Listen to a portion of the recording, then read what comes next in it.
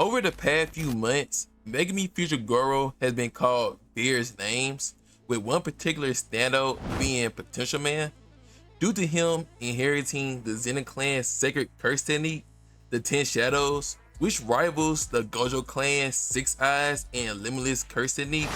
Among the 10 Shadows, there are obviously 10 Shikigamis, but one scales above the rest, being an outlier in sheer power alone. They handled Sword Divergent, Seal of Divine General, Mahoraga. If it isn't obvious already, today I'll be covering whether Megumi ever really had any chance of taming this divine beast, or if any 10 Shadow users in the past ever did.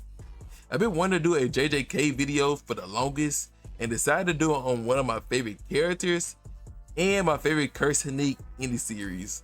This video will be mainly talking about Untamed Mahoraga, as the Mahoraga in the Gojo vs Sukuna matchup is much stronger than the Mahoraga in Shibuya that fought against 16-finger Sukuna, which I'll explain later on in this video. But before I begin, make sure to leave a like on this video and subscribe to the channel if you want more JJK or anime content in general. Let's cover Mahoraga first, since Megumi is the underdog here, and I don't need to take his defense later on in this video. Please help me defend, bro. But seriously, what makes Mahoraga such a fierce opponent is his insane ability to adapt to any and all phenomenon. This guy can adapt to any curse technique in the entire series with just a matter of a few spins. The only two techniques that we've seen actually take out Mahoraga is a Incantation Hollow Purple and a Fuga Divine Flame, both from the two strongest sorcerers in history. Now, Mahoraga doesn't exactly scale to these attacks since he was one-shotted, but it doesn't change the fact that these two monsters of sorcery had to pull off their strongest attack just to deal with him. That just shows how scary his adaptability is. Mahoraga adapted to dismantle in just one spin, and all slasher attacks in general by the second. While Sukuna attacks do pack a lot of power, it is a very simple technique to adapt to. I mean, it's only slicing and dicing, so go figure. Sukuna does mention though that Mahoraga could have potentially lost to Cleave if it already didn't adapt to dismantle beforehand, which led to adaptation to all slash attacks in general. Sukuna Cleave is kind of hard to scale since it can just adjust to the opponent's toughness and curse energy level. But if we go off the anime, Mahoraga was able to survive multiple dismantles before the first wheel turn and a cleave before the second. And this is a full power 16-finger Sukuna with nothing holding him back. If we compare this to Ishigori, who also faced off a similar level Sukuna, possibly slightly weaker, was one-shotted by a cleave, and it's revealed to us later on that Ishigori durability scales higher than any of the students, which would include Yuta, Maki, and Yuji. I don't really like using anime Mahoraga scaling, as he literally just seems crack as fuck, like he's pumping Trend, TRT, and some other godly steroid compared to manga Mahoraga. We didn't see him able to keep up with Sukuna in hand-to-hand combat in the anime, and kind of seem quite relative. And we just keep using this scaling for Mahoraga in the anime. There's literally no hope of Megumi ever mastering him. In the manga, Sukuna pretty much low-dip Mahoraga, and it seems like Mahoraga still take damage from adapted attacks, just at a lower output, as seen in the battle against Gojo vs Sukuna. But he is able to reflect or negate the attack if he can react to it in time. Now, enough about Mahoraga, and let's switch perspectives to Megumi. And we actually finna pull a Yuta / Kenjaku, as I'll be plugging in my controller to make Megumi strong as possible to face off against this divine beast. And we can actually start off pretty strong and give Megumi round deer and granting him access to reverse curse technique. This summoning ritual should be fairly easy, as round deer doesn't seem to attack at all. Honestly, I don't really know why Megumi never mastered this Shikigami in the actual series. Maybe you need tons of curse energy or already have access to RCT to begin with, kind of like a requirement.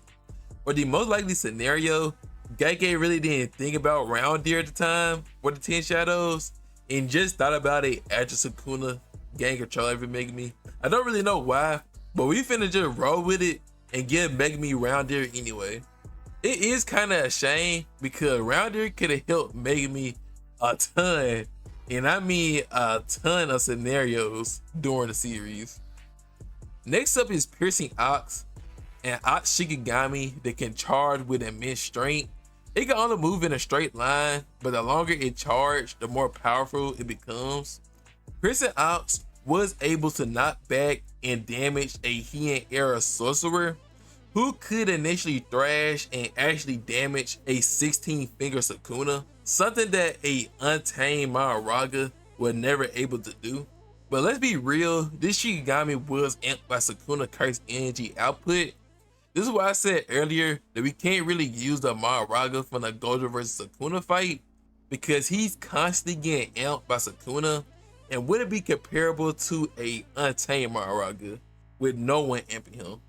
We don't know the full extent of how much Piercing Ox was amped by Sukuna, but with Sukuna use of it, it's pretty safe to assume that it's pretty high up on the food chain compared to the other 10 Shadows Shikigami. If it's charged up enough, it could be the physical strongest Shikigami. This Shikigami could actually be Megumi trump card for beating Mahoraga with his attack potency. But how exactly will Megumi tame it? Well, if Megumi already had info about Piercing Ox and how it can only go in a straight line, then it's actually a pretty simple way of taking care of it by simply going to a cave or somewhere enclosed, summoning the Ox there while simultaneously popping the main expansion and stopping its movements.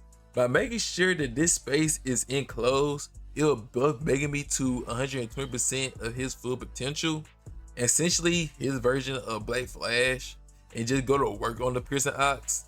Using the shadows to his advantage in the domain expansion, Megumi would be able to evade attacks and would be able to clone himself and his Shikigami multiple times, while simultaneously just jumping the Ox. If that's not enough, he can use Noe to fly up high enough where Max Elephant is at a sufficient height to just one-shot the Ox.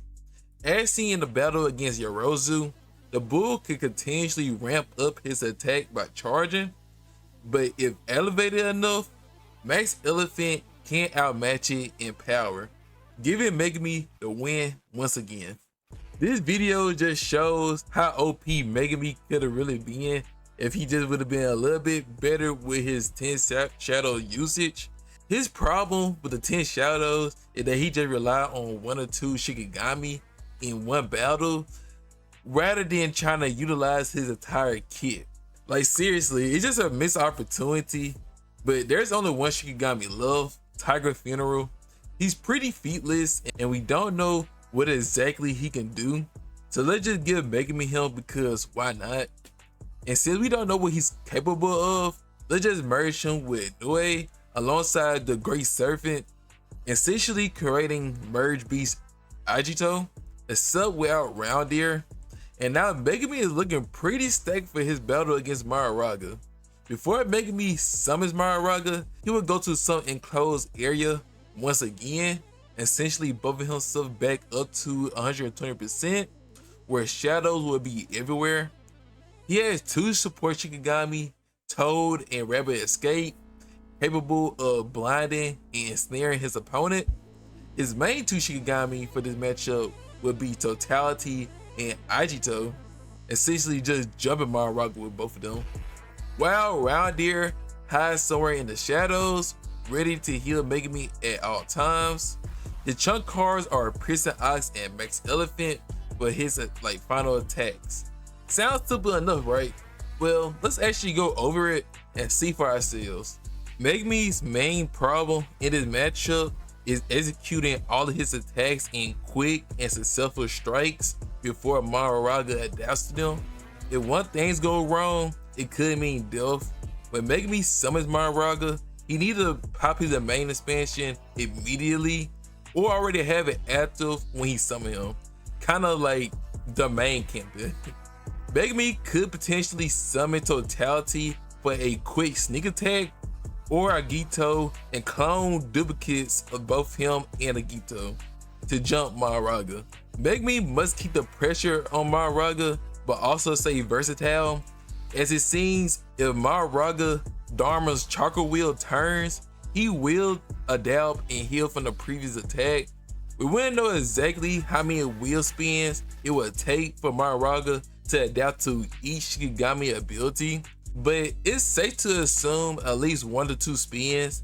It adapted to dismantle in 1 spin, and all slashing attacks in general in 2.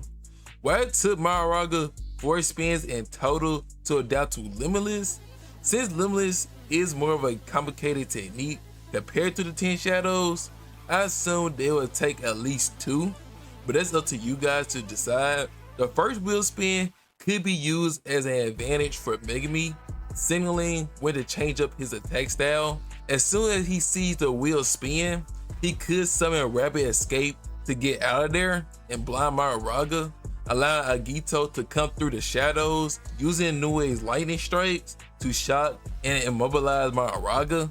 If you believe Mahoraga could counterattack Megumi after the wheel spin, then Megumi could easily just hide in the shadows, allowing Roundier to heal him back up while still pulling off this same tactic. After Agito hits Mahoraga with a few good lightning strikes, Megumi could unsummon him and use Toad to completely immobilize Mahoraga once again, while 2 shadows of piercing ox just charge at Mahoraga from 2 different sides. All these quick and successful strikes wouldn't give Mahoraga the time to adapt, let alone decide which attacks to adapt to. If Piercing Ox doesn't finish the battle with his high attack potency, then 2 Max Elephant Chrome for the ceiling should.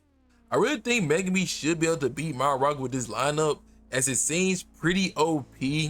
But if you do use anime Mahoraga, I mean, it's no contest, Mahoraga slaps. But like I said, that Mahoraga kind of seems a little bit too brokey compared to the manga one. If you guys don't agree with me, then feel free to debunk me in the comment section. I do believe Megumi could defeat and tame Mahoraga if he utilized all of his 10 shadows, but the thing Megumi seems to do a lot in the series is just rely on Totality. If I forgot something, then please let me know in the comment section below. But without further ado, make sure you hit that like, comment, and subscribe button, and I'll see you next time.